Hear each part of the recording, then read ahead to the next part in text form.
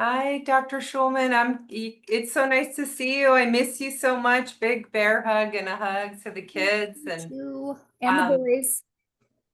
I'm Dr. Carolyn Alexander at Southern California Reproductive Center, and I'm very honored and privileged to work with such an amazing friend and person who gives me endless support and compassion.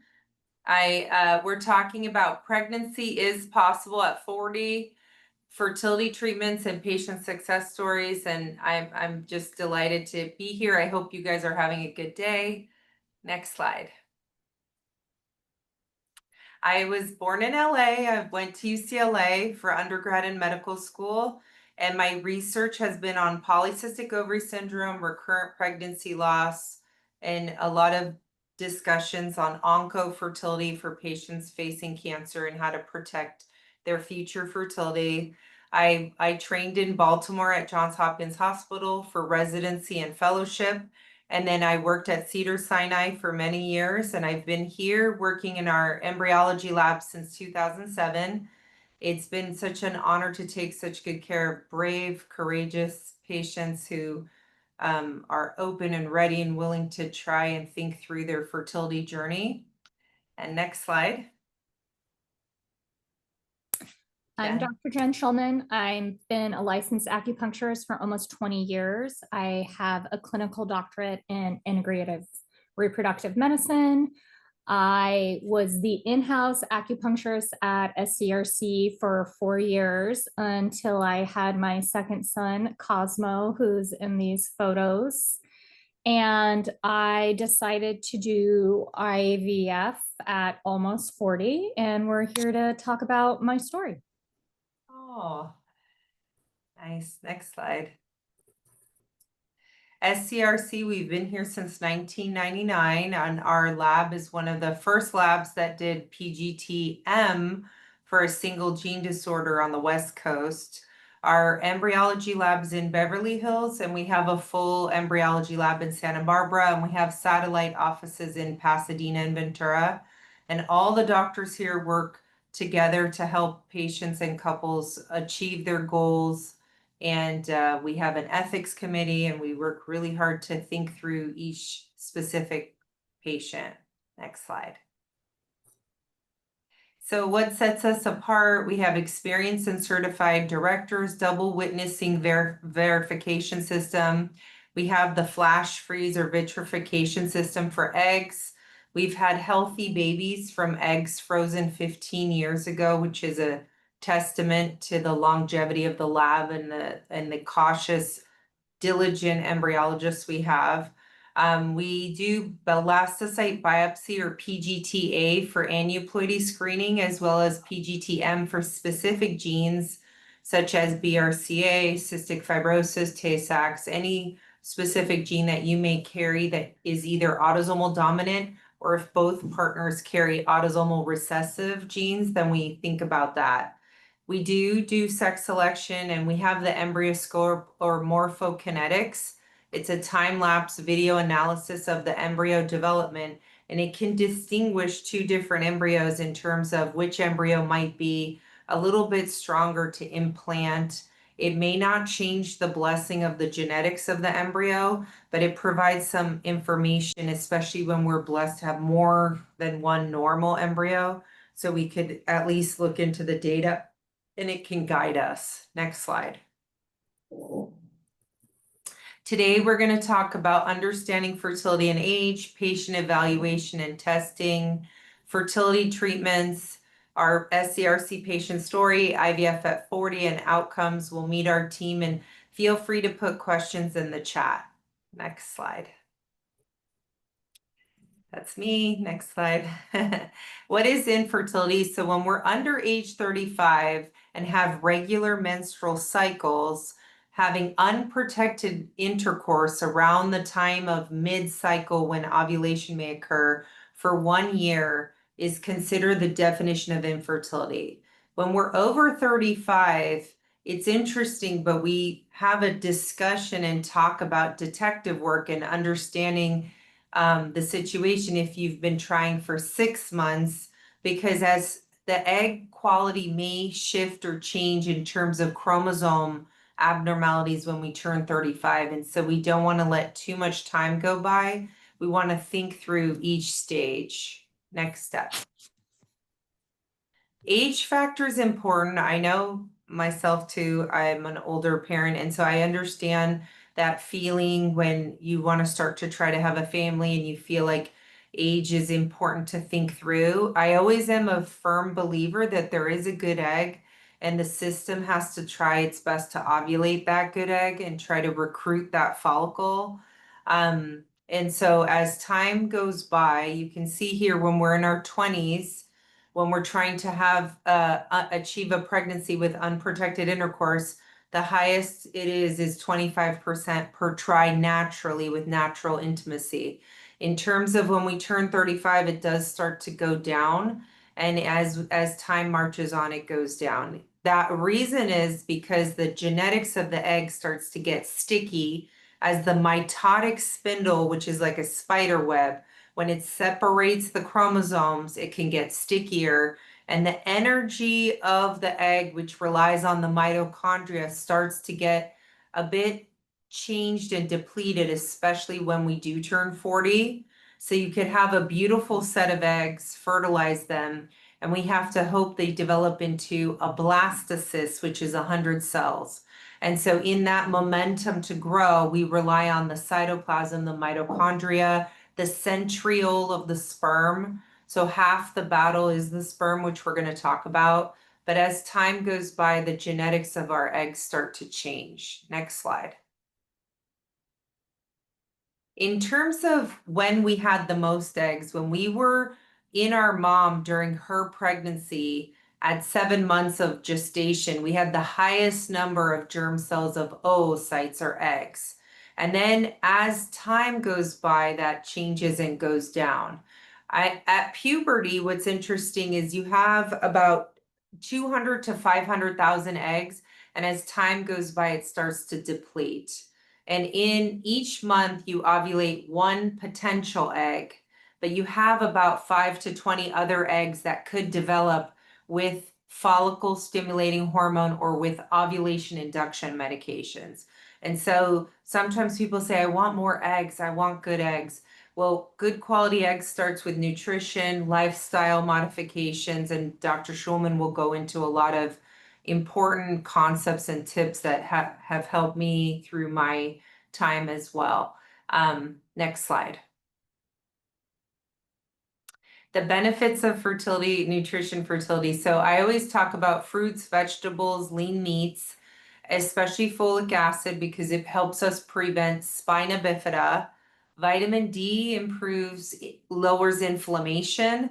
And so when patients come in and their vitamin D is really low, we want to rev it up to improve lower inflammation. We want to think about which types of meat and fish we choose to eat, because sometimes there can be mercury in some of the specific types of fish. In terms of meat, we want grass-fed beef. That's the best type of meat to eat. And some of our patients are vegan or vegetarian, and we have a discussion about what they may or may not be missing from their diet and whether they want to talk about eating eggs. But it's important to think of a colorful, well-balanced diet. Overall, the Mediterranean diet's important. And tuning in if you think you're allergic to gluten to avoid it, because it may increase inflammation. Next slide. Supplements are important. Prenatal vitamins have folic acid, which is important 3 months before trying to get pregnant, and at least 1 to 3 months before egg freezing or fertility treatments. In terms of CoQ10, it's actually an important ubiquinol is what CoQ10 is, and it helps the mitochondria of the egg work better. And so you might want to ask your doctor about that as well. Vitamin D improves pregnancy rate, and so we do try really hard to get the vitamin D level optimized as we prepare you for your journey. Next slide. Avoiding toxins is important. So we want to talk about alcohol. Hard alcohol is a little more difficult and harder on egg and sperm quality than red wine or white wine, but we tend to say to try to limit it to 2 drinks a week in the window when you're starting to think to try to get pregnant. And obviously after ovulation, we're hoping you're pregnant. So we encourage patients to try to limit alcohol during that time. Men who have binge drinking with hard alcohol might have a sperm quality impact. Some patients say, can you show me the evidence? Well, it's confusing with the evidence, but basically, you know your body, everything in moderation. A weekend here or there with fun is fine, but trying to limit alcohol is important. Cannabis or CBD oil is also important. It may impact the genetics of epigenetic changes that we don't clearly see or detect on our testing. And tobacco does lower our AMH or anti-Müllerian hormone level and follicle count, and it causes earlier menopause. So I always think of it as not an ideal situation when we're trying to get pregnant. There is Chantix to help people cut down on tobacco and nicotine patches, but you want to talk to your primary care doctor. For the men who are smoking more than 7 cigarettes a day, I always have a heart-to-heart with them that there are epigenetic changes to sperm from tobacco in the men. And so especially vaping, tobacco, CBD oil, all those things, they may impact things that we can't clearly detect on a semen analysis. Next slide. So the medical history, we always like to understand what are your current supplements, medications, have you ever had surgery, are you up to date with your pap smear and mammogram? We talk about lifestyle as well as if your mom or a sister has endometriosis, that's one of the clues that it could be a hidden endometriosis issue, even if you're not having the clear symptoms of that. In addition, also, if we have a strong family history of a specific type of cancer, we sometimes have to do deeper looks into Lynch syndrome or BRCA1 or 2 testing before we endeavor on egg freezing or fertility treatments. We want to really tune into what we can do to protect our next generation from any genetic issues. We do a physical exam. We like to check your thyroid. Make sure you've had your annual skin check, especially if you have a history of melanoma. Make sure you're up to speed and your partner with their annual physical exam.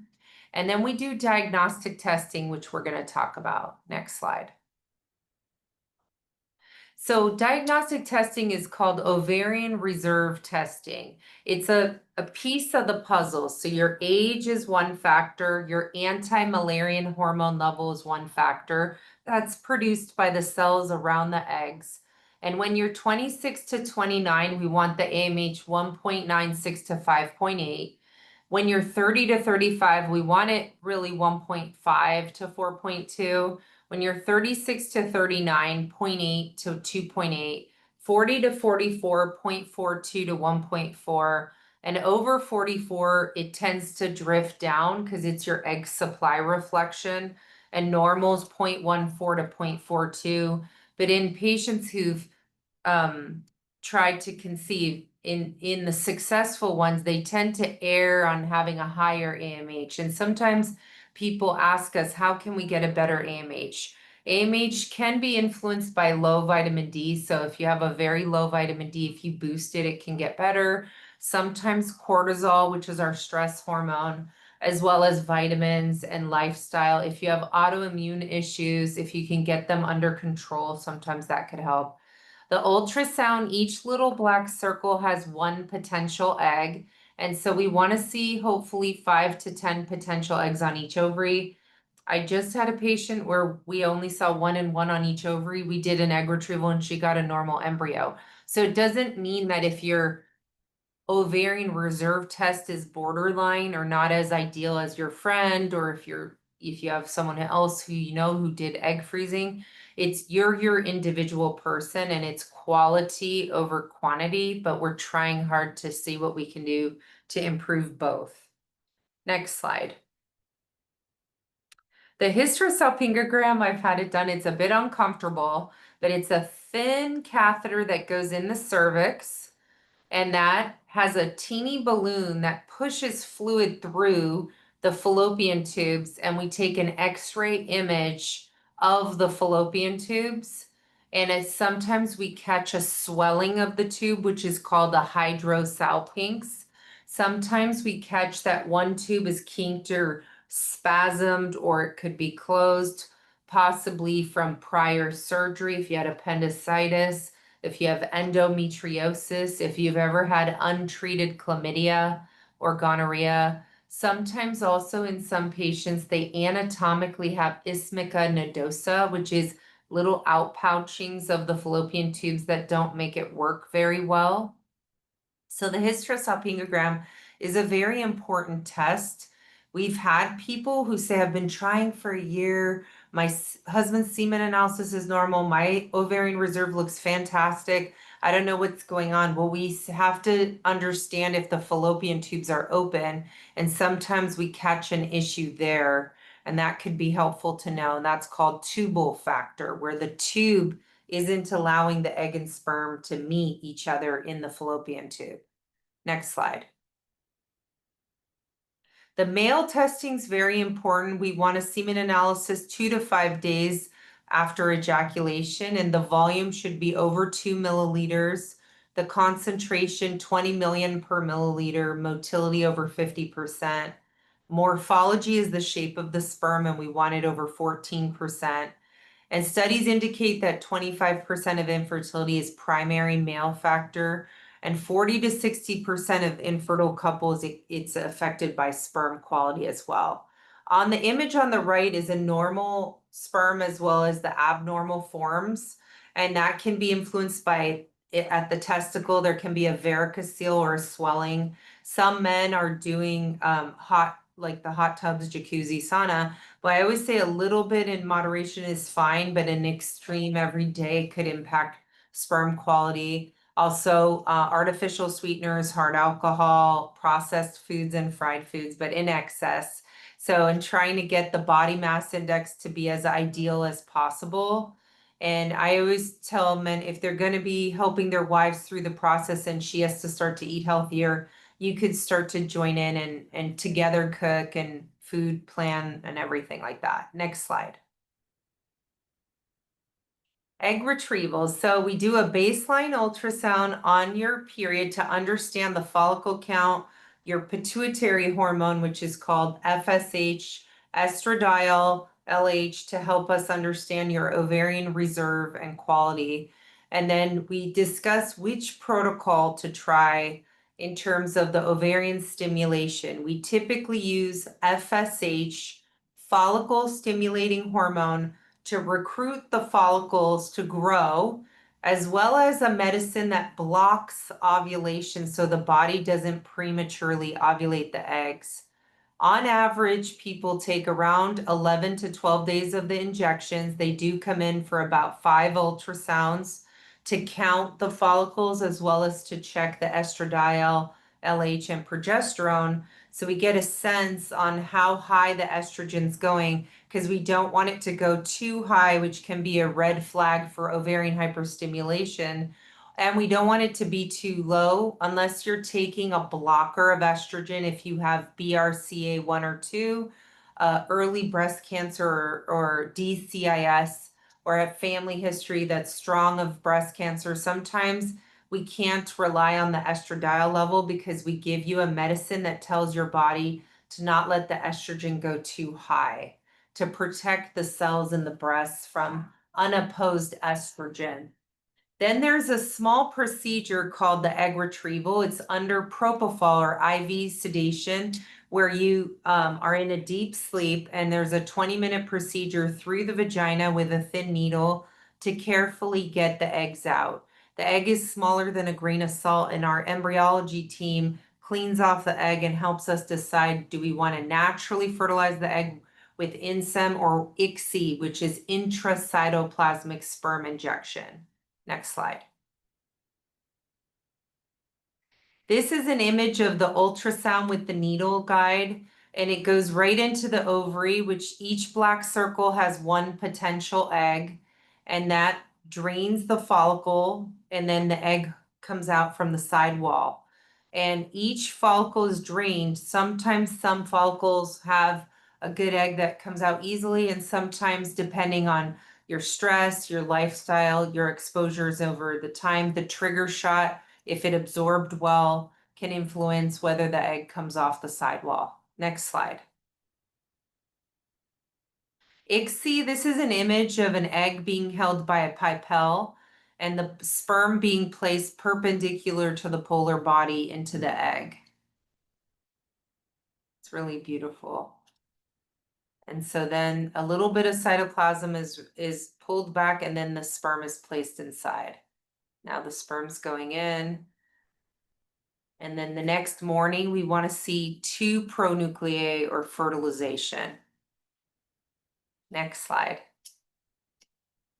This is an image of the 2 cells developing into 4 cells, into 8 cells, and then it goes to 1632 into a ball of cells, which can't be quantified right here, into the blastocyst, which you can see is an inner cell mass, which is the top circular area, and the outer trophectoderm. This is it repeating. Beautiful. It's so beautiful. So the embryoscope gives us a lot of information. It gives us around 1,000 data points per embryo to understand which embryo might be better than the other. Next slide. This is an image of the fertilized egg going to 2 cells, then 4 cells, then 8 cells, then 16 cells, up to the 100 cells. This is the team taking the biopsy from the outer rim to genetically test the embryo. And so right there, they're taking a couple cells off the perimeter. The inner cell mass is on the other side. And so this is a piece of the future placenta. There we go. And they use an area to help us get the cells off, and then the embryo can be frozen. Next slide. The frozen embryo transfer can be with medication or natural ovulation. And so there's a couple ways to plan your strategy for your embryo transfer. The embryo is thawed the day of the transfer and uploaded in a transfer catheter and carefully placed into the uterus at a specific location. The embryo rolls for a couple days to decide where to latch on or the receptors to bind. And there's a lot of preparation. I always say give us 3 months to prepare you for a transfer. We want to make sure your vitamin D level is 30 to 50, ferritin's over 10. You want to be as fit as you can feel to prepare. You want to really make sure you're on the prenatals, vitamin D, and the extra DHA for omega-3 and 6 rich foods or vitamins. You want to also avoid retinol, avoid hard alcohol, and those types of things. Next slide. Your turn, Jen. There we go. I'm unmuted. Okay. So you get to hear a lot about my personal life now. I had my first son, who will be 11 in December, when I was a February birthday. So I was almost 31 when I gave birth to my first son. Emergency C-section, got pregnant naturally with my first husband. And then I got divorced when I was 35. And I got remarried when I was 39. And the year we got married, we kind of like tried, not tried. I had 2 chemical pregnancies, and then I was just irked. And I didn't really want to try anymore. And what happens when you work in fertility and you work with fertility patients all the time, you just kind of know too much. And I went to Dr. Alexander and we chatted, and we decided that my next step would be to actually have the uterus evaluated. And so Dr. Alexander did a saline sonogram on me. And when she did that, we went over the results, and she found that I had several polyps in my uterus, and I also had an isthmocele. Dr. Alexander, can you explain to them about how you end up with an isthmocele after a C-section? Yes. So just like your bicep is a muscle, the uterus has a tensile strength or muscle layer where the muscle fibers after a C-section sometimes don't heal in a super straight manner. They pooch up, and that creates an out pouch, which can be a weak spot.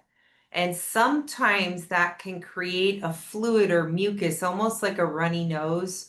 Sometimes you're like, I feel fine, but I have this runny nose. It's so, why does it keep running? You know, I'm feeling fine. And the system can create a mucus area, and that's isthmocele. I think of it like an ocean to the embryo, which is a small grain of salt. And so it disrupts the milieu or environment in the lining. And so, and sometimes patients will say, why do I have this? My friend had 3 C-sections and never had any problem, but it's just the interesting way that the system healed from the C-section. No one knows how it really happens. And so that was something that we did notice, and we had a discussion about what to do. So after I found that out, which I think was August or September 2023, I knew I needed to have a hysteroscopy to remove the polyps to get a better look at the isthmocele. I was very certain who my OBGYN was going to be. She and I talked, and I had to wait until the new year to get onto my husband's insurance. And thinking about waiting another 4 or 5 months, it would be then in January, I was going to be 40 the next month. I thought, well, maybe highly likely I could get pregnant after I have this hysteroscopy and kind of clean everything up. But then I was like, well, what if I have another miscarriage or another chemical pregnancy? And then all of a sudden I'm 40 and a half, or just kind of what happens sometimes. Unexpected things happen and it just keeps taking longer and longer.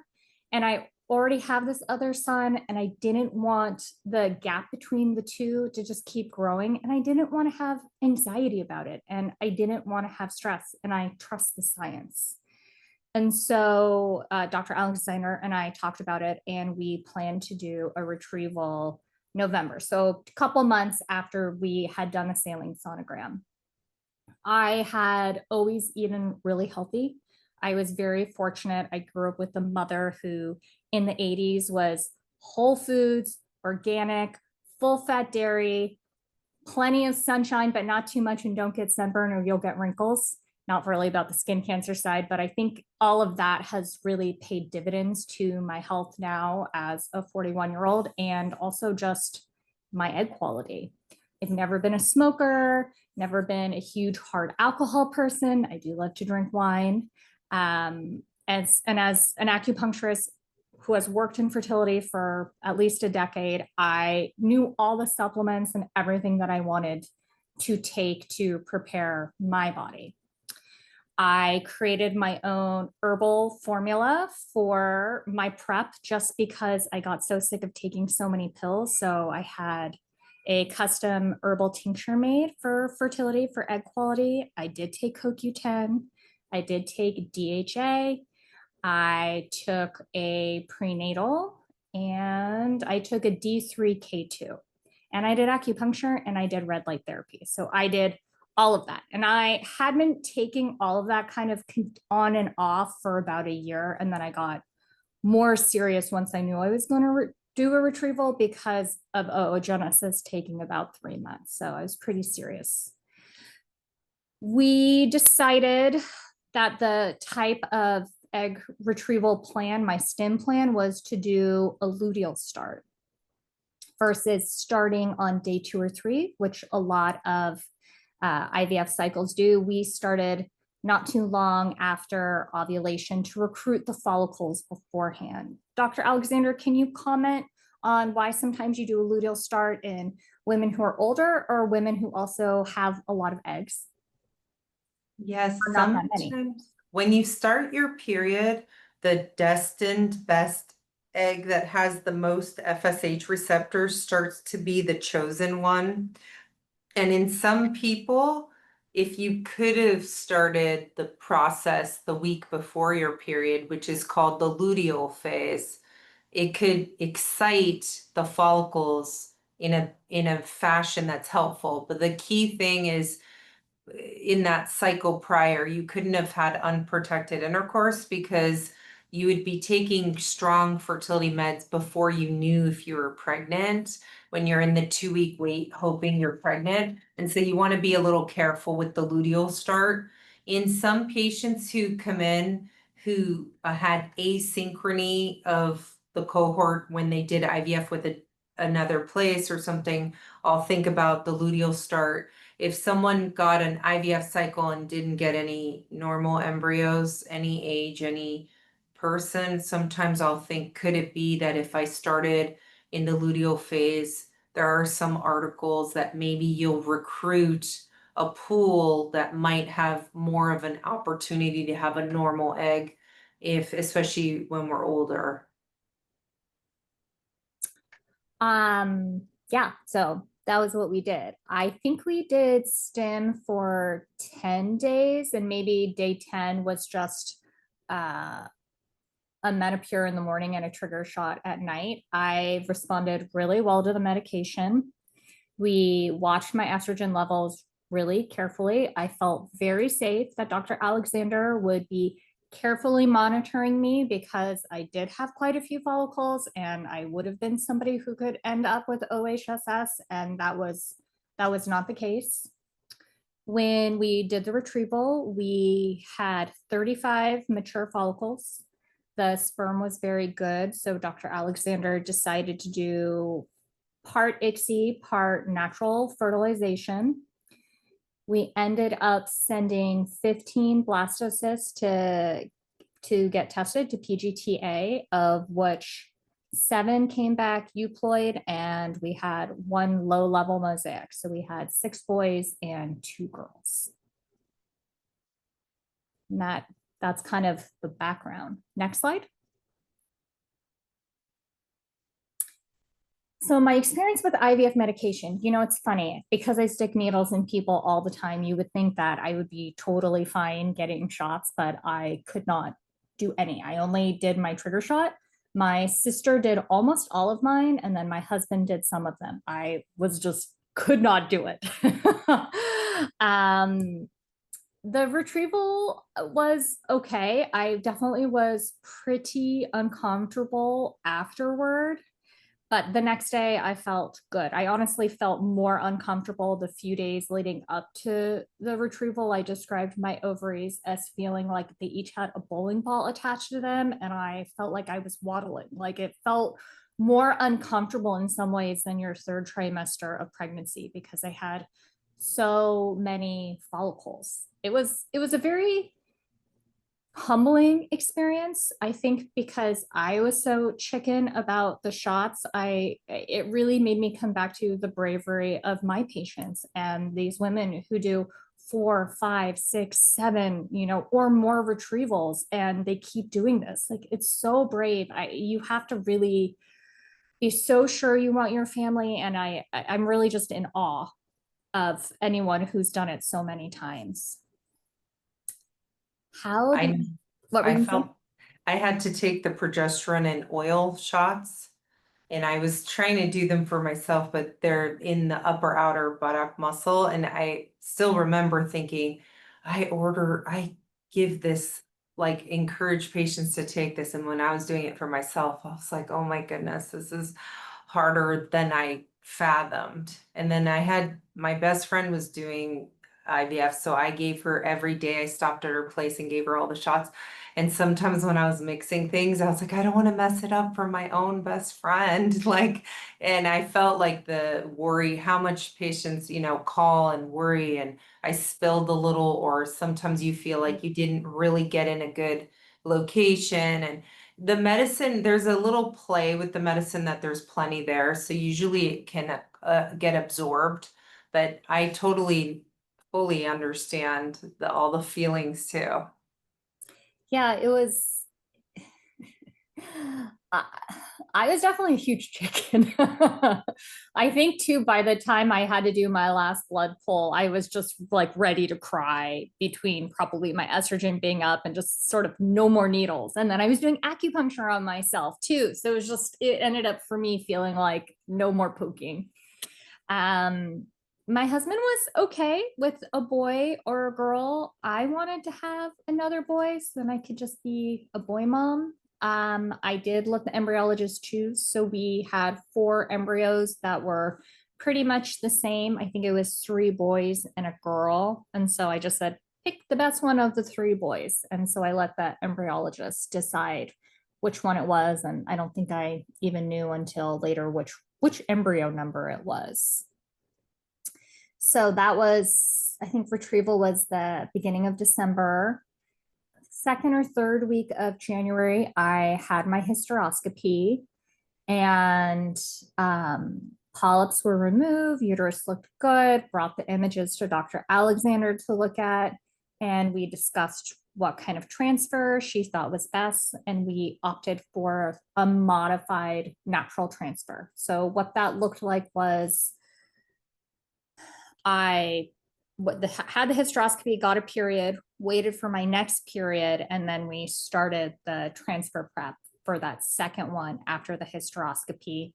And we did Clomid for 5 days, and we did estrogen and progesterone.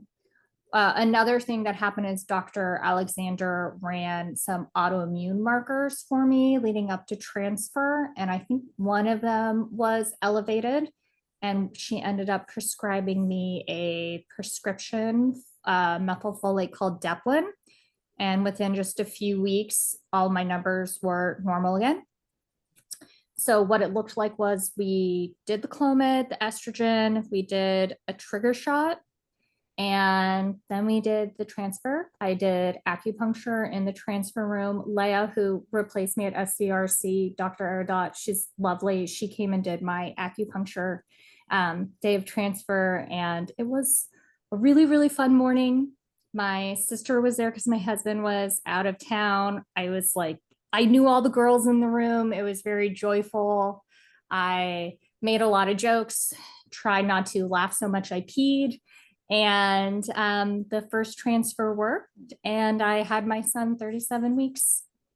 Oh, Yeah. that was so beautiful. And it was like Clomid, but it was letrozole because you're right. Clomid can thin the lining, but letrozole thickens the lining. But Thank you. oh my goodness. And so with that protocol, it doesn't need the shots of progesterone, but sometimes even with the modified natural, occasionally, depending on your levels, you might still need the intramuscular progesterone in oil. And we try our best to limit unnecessary meds, but there's a little bit of finesse to get the numbers right at the targets. So we're very militant to monitor the estradiol progesterone to kind of maintain that early window when the embryo is going to implant. I think, one of the things that I thought was really interesting, being on the alternative medicine side of this was I think there could be quite a few people in my field who would be like, I can't believe you did that. Why didn't you just do acupuncture? Why didn't you just do herbs? Why didn't you just do this? And what I would say to any patient is, it's your journey, it's your body. I'm a very informed consumer, and I know it was the right decision for me, and I am very, very happy. And I would do it again to have the same outcome. So trust your instinct. Next slide, please. What did I do to prep my body for transfer? The hysteroscopy. I did take the DHA, the prenatal. I no longer took the CoQ10 after my retrieval. I was done with that. Honestly, I probably finished the bottle because I don't like having leftover bottles around. I did do a little bit of herbs just to kind of recover, and I did red light therapy. What advice would I give someone who's in their late 30s and 40s, wants to conceive? Take care of your body if you can. It's so hard to find time to take care of yourself. And then when you have a child, that's it. Like that's kind of your window, unless you're so wealthy, you have so much domestic help to help you. Like this is your time to really eat well, to get the exercise in, to get that extra time with your partner. I think probably one of the, best things I did is that I have a job that doesn't stress me out when I'm working with patients. I find it really relaxing. So I felt no work stress. If you can lower your work stress, just so you get to go into it feeling calm. I don't think work stress will be the thing that makes it not work. I know when I was trying late 30s, 40, is for me, I saw a nutritionist who woke me up to the things I was doing. Like I didn't realize I was having juice. Like now I don't have any juice, but like things that I could easily modify that made it me a little healthier in the sense. And then I purposefully, no matter what, every other day did 20 to 30 minutes of cardio, like YouTube dance video or whatever, just to get like the circulation moving. And I feel like that helped. And I did acupuncture each week. I made sure my all whatever creams I was trying to make my skin not be too wrinkly, like I wasn't using retinol. And then I did try to meditate. I find it like sometimes when I'm trying to meditate, I'll think of Mrs. like Jones or somebody, a patient, and think of them and worry, should we do this? Should we do that? So my meditation I found hard as a person who's a deep thinker for each patient, but I did try to take time to do the breathing and meditate and your guys' sound bath thing, which I find hard, but I find meditation really hard. I guess I didn't really talk too much about what I ate and what I didn't eat because I feel like I've been talking the talk and walking the walk for so long. I was already doing all of the things, but I don't, drink cold drinks. I don't do a lot of smoothies. I don't juice. I don't eat a lot of raw foods. I eat a lot of warm foods and cooked foods. And I start the morning with protein and healthy fat and cook from scratch for so long. I have to tell you, cooking from scratch takes up so much time and all that vegetable chopping. So I hope this body feels like it's a temple because like I have peeled a lot of sweet potatoes in my life. yeah. Yeah. That's kind of my story. You are welcome to email me, message me on Instagram if you have any questions about my journey or anything that I did to prep. I'm obviously very much an open book and happy to help anybody if there's anything that I've said or could hopefully say to help them, on their journey to motherhood.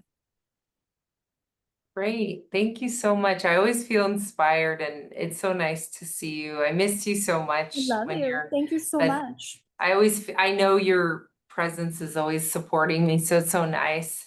I know one of the questions was at 40, what happens to our eggs? Every month, all of us women ovulate one egg, but you have 5 to 20 other ones that sort of vanish or undergo atresia each month.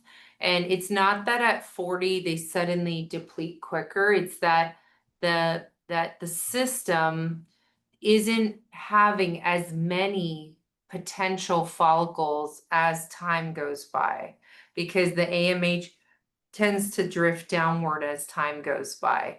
But we try our best with all these natural things to keep our healthy ovaries up to speed. But in general, the challenge at 40 is that the chromosomes get a little stickier. And so there's a higher likelihood of chromosome abnormalities. So you could get 10 eggs for your egg retrieval, and then it depends on how the embryos develop and whether or not they're healthy in terms of genetic testing. And that's the ultimate thing. But as you know, genetic testing, Jen and I have had these really interesting discussions. It's not a perfect test. It's only a couple cells from the outer rim of the embryo, which is called the trophectoderm.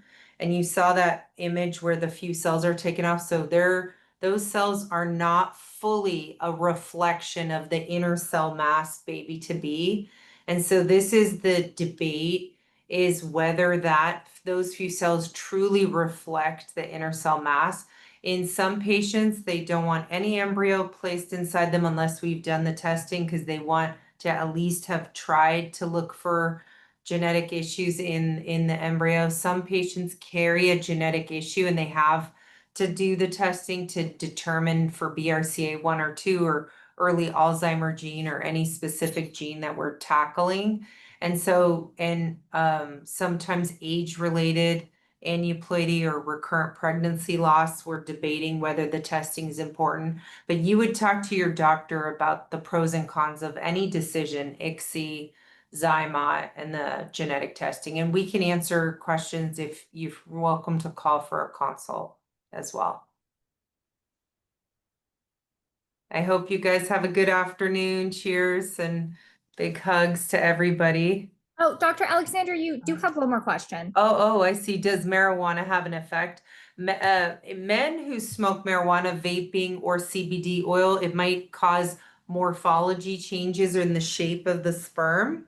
In women, it's a little controversial because sometimes for anxiety, sleep disturbances, we weigh the pros and cons versus trazodone, Ambien, and these other stronger sleep agents, especially if you have really deep sleep disruption. But in general, because of the unknown ramifications on egg or sperm quality, we prefer to stay away from gummies or CBD oil or vaping or marijuana in general as a rule of thumb, but everything in moderation. I think that I can maybe answer the next question. Sure. It might be a combo. It's someone's in a similar boat in regarding to switching to their husband's insurance in January. Are there things that they can do, like book a consultation? I would say if you know your insurance will cover and that's what you're waiting for, I would book it out, even if you can't go until the new year. So that way you have all of your appointments set up. If with my patients, I kind of come up with a timeline. Like if you've been trying for 6 months, I'll usually have people book with the REI 3 to 4 months out and then try to get in any early testing with their OBGYN that maybe their current insurance may cover. I always tell patients to, like, if you do acupuncture for a few months, and even if you don't get pregnant and you do IVF, we've essentially set your eggs up for success so that when you have that retrieval, we've already been working on them for a full oogenesis cycle. So they're in a really good place. I would also say, if the insurance may only cover you, but not your partner, maybe usually a semen analysis is pretty inexpensive and definitely worth the out-of-pocket cost just to get that information up front. You could find out, actually, the sperm, there's hardly any. And then you go, okay, and then you have your partner make an appointment with the urologist. I was going to say andrologist, but no, it's the urologist. I hope I answered that one. Dr. Alexander, did you have any other comments for the third question? No, I think if my insurance at that time too wasn't going to start. I just thought to get your annual physical through your usual insurance, make sure your partner's healthy, taking the vitamins, all the lifestyle things. And then, like you mentioned, check with the OB if there's any thyroid dysfunction or anything, anemia that you can optimize before you're gonna try either fertility treatment options or IVF. Yeah, they can, you can have your vitamin D check. She can do a day 2, day 3 hormone panel. She could do a day 21 progesterone test. So all of those things you can kind of bring in as data for your reproductive endocrinologist that you would see in the new year and be like, I did all this work for you. Hello. Yeah. Yeah. That's perfect. And then a question of how often do females at 40 have multiple pregnancy naturally? Well, sometimes we give Clomid, which is a tablet that's been around since the 70s, and it tells your brain, oh my God, there's no estrogen. And your brain's like, why? Let me send follicle stimulating hormone down. And so some patients ovulate 2 eggs. But at 40, every 3rd egg is healthy. So if we can get the system to cooperate to ovulate more than the 1 lucky egg, usually 1 is destined to be genetically better, but sometimes twins could happen. Natural spontaneous twins at 40 without any medicine is not super common, but we see it every once in a while. We all have like an aunt or a friend who has an aunt or somebody who had, oh, into their 40s got pregnant naturally too. So it's not it's possible.